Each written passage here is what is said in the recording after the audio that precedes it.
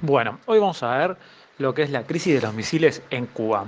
Cuba había sido un país estrechamente ligado a los intereses norteamericanos desde su independencia de España hasta 1898. La revolución de Fidel Castro en el 59, que en un principio no se definía como comunista, pero que tenía una clara orientación nacionalista, comenzó a tomar medidas que lesionaban los intereses norteamericanos.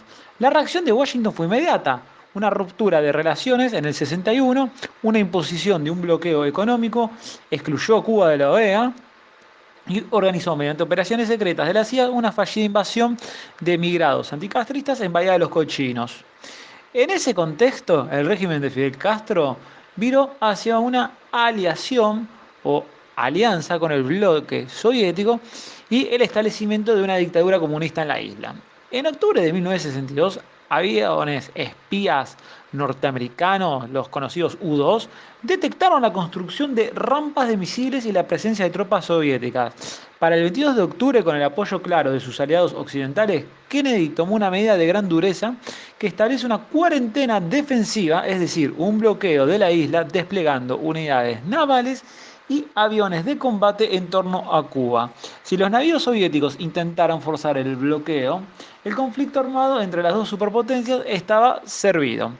Fue un momento de la Guerra Fría en que más cerca se estuvo del enfrentamiento directo entre la Unión Soviética y los Estados Unidos, y de lo que podría haber sido un enfrentamiento nuclear. Finalmente, tras negociaciones secretas con Khrushchev, que lanza una propuesta que es aceptada por Kennedy, la Unión Soviética retiraría sus misiles de Cuba a cambio del compromiso de los Estados Unidos de no invadir la isla y de la retirada de los misiles Júpiter que Estados Unidos tenía desplegado en Turquía. Esto mucho es algo que no se habla, pero Estados Unidos en su momento tenía misiles apuntando a la Unión Soviética, más que nada hacia Moscú, en territorio turco. El mes siguiente, la Unión Soviética lo que hace es desmontar y se trae el material de guerra, o sea, lo saca de Cuba. Y lo que hace Estados Unidos es levantar el bloqueo. La rápida solución de la crisis muestra la eficacia de la estrategia y de la disuasión, o sea, de la amenaza, de ese enfrentamiento nuclear, y la importancia del diálogo entre las dos superpotencias. En ese momento se instala una comunicación directa entre la Casa Blanca y el Kremlin para mejorar o desactivar cualquier crisis o malentendido. Esto se lo conoció como el teléfono rojo. Tras la crisis de Cuba, la coexistencia pacífica toma plenamente carta de realidad. La coexistencia entre los bloques se compatibiliza con la cohesión interna entre ellos.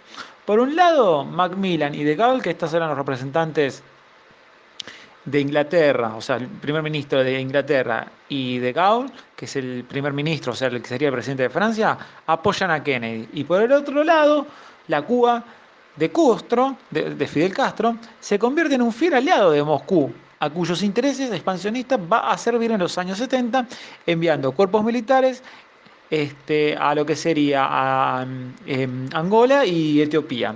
Sin hay que dejar claro que los principales personajes que actúan acá son tanto Kennedy como Khrushchev. Fidel Castro queda muy relegado a un papel muy secundario. Es más, ni le avisan del acuerdo que habían tenido tanto Estados Unidos como la Unión Soviética. Así que esto que quede bien en claro. Bueno, esto fue la crisis de los misiles. Tomen apuntes y después los entregan.